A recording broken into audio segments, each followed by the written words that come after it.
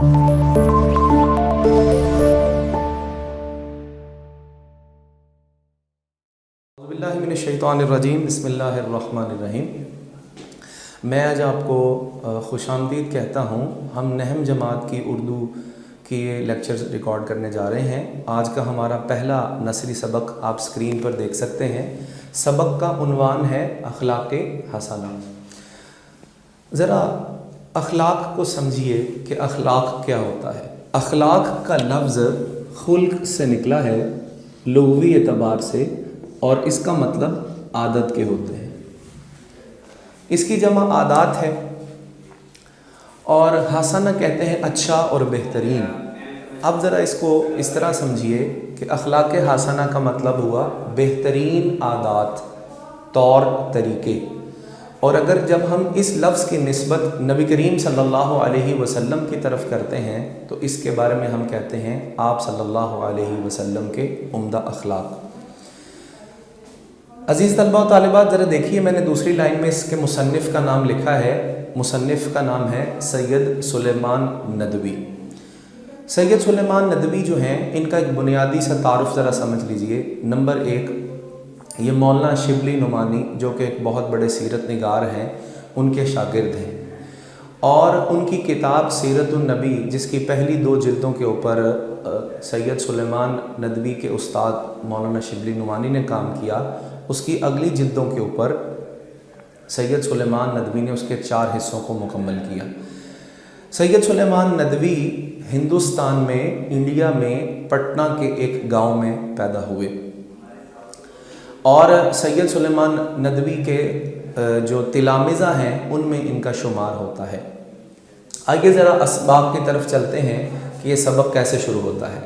सबसे पहली बात यह है कि उम्मुल मुमिनीन हज़रत आयशा रज़ी अल्लाह अन्हा फरमाती हैं कि किसी ने उनसे पूछा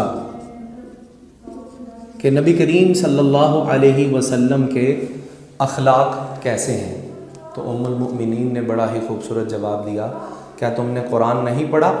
आप सल्लल्लाहु अलैहि वसल्लम के अखलाक ही कुरान की तफसीर हैं। फिर इससे आगे चलिए तो नबी करीम सल्लल्लाहु अलैहि वसल्लम की आदात, अतवार, तौर तरीके के बारे में सैयद सुलेमान नदवी लिखते हैं कि आप सल्लल्लाहु अलैहि वसल्लम बहुत ही खाकसार, मिलनसार, फयाज इंसान थे। ये वो आदात हैं जो आप सल्लल्लाहु अलैहि वसल्लम के अंदर मौजूद थी। आप सल्लल्लाहु अलैहि वसल्लम बड़े रहम दिल इंसान थे, और आपका ये रहमत का मामला सिर्फ़ मुसलमानों तक महदूद नहीं था, बल्कि काफिर और मुशरिकों के साथ भी था। आप सल्लल्लाहु अलैहि वसल्लम इन सब चीज़ों के साथ साथ मेहमान नवाज भी थे। और अहले मक्का में कोई मुसलमान है, कोई मुशरिक है, कोई गैर मुस्लिम है, सभी आपके दस्तरखान से फ़ायदा उठाते। और आपकी मेहमान नवाजी का आलम यह था कि आप सल्लल्लाहु अलैहि वसल्लम ख़ुद भूखे और फाके से रहते, और जो कुछ घर में मौजूद होता वो अपने मेहमान के लिए पेश कर लेते। आप सल्लल्लाहु अलैहि वसल्लम की अगर ज़ाती ज़िंदगी के हवाले से काम किया जाए तो सैयद सुलेमान नदवी लिखते हैं कि आप सल्लल्लाहु अलैहि वसल्लम अपने घर के काम खुद करते। जैसे आप सल्लल्लाहु अलैहि वसल्लम अपने फटे कपड़े खुद सी लेते या उनको पेवंद लगा लेते, अपने जूते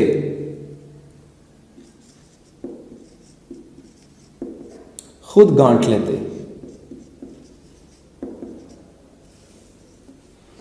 अज़ीज़ तलबा व तालिबात, आप सल्लल्लाहु अलैहि वसल्लम अपने घर में बकरियों का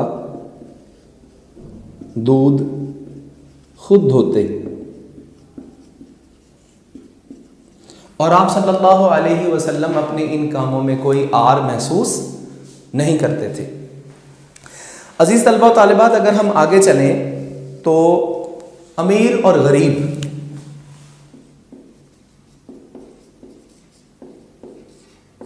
سب آپ صلی اللہ علیہ وسلم کی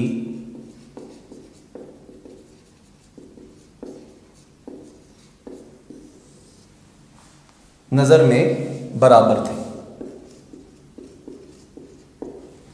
آپ صلی اللہ علیہ وسلم کی شجاعت اور بہادری کی اگر بات کریں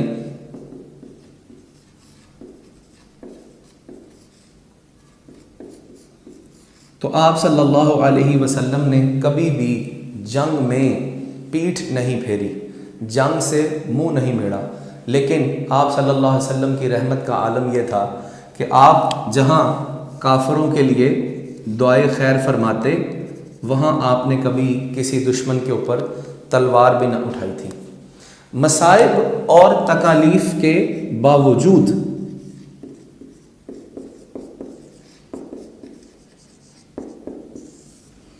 آپ صلی اللہ علیہ وسلم کے اندر کبھی بھی مایوسی نہ ہوئی، ہمیشہ اللہ کی رحمت کی امید رکھی، اور اسی کا صحابہ کرام کو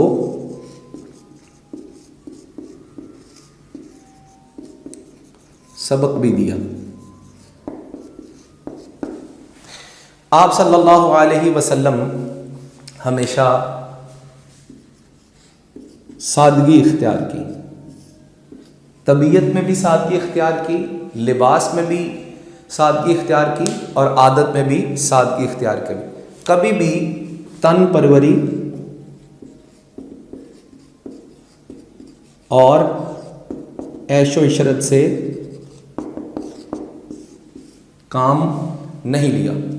آپ صلی اللہ علیہ وسلم مسکرایا کرتے، ہنسی کی بات ہوتی تو سیرت نگاروں نے ایک لفظ استعمال کیا ہے، آپ صلی اللہ علیہ وسلم تبسم فرماتے، یعنی کہ مسکراتے۔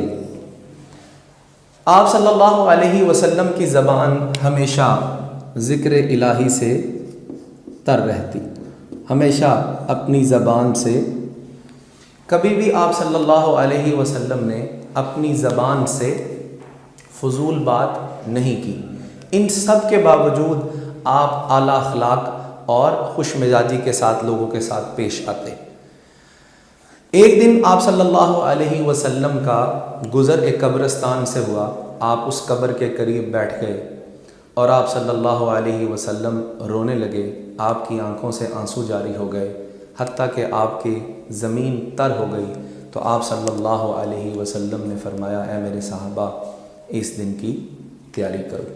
عزیز طلبہ و طالبات، میں نے آپ کے سامنے سبق اخلاق حسنہ ایک ترتیب کے ساتھ اس کے اہم نکات آپ کے سامنے رکھے ہیں۔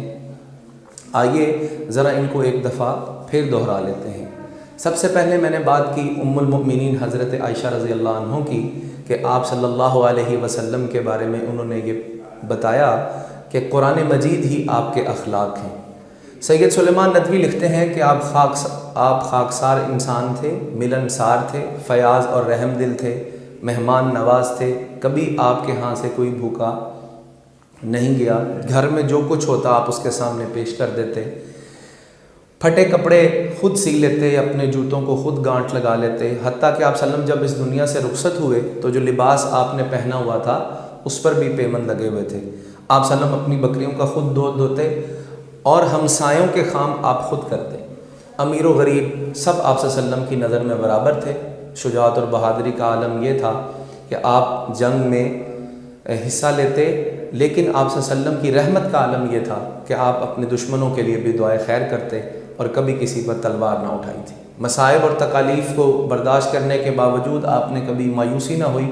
صحابہ کرام کو آپ نے اسی کا درس دیا، سادگی تھی، کبھی تن پروری اور عیش و عشرت کے اندر آپ نے اس پر بہت زیادہ توجہ نہیں دی۔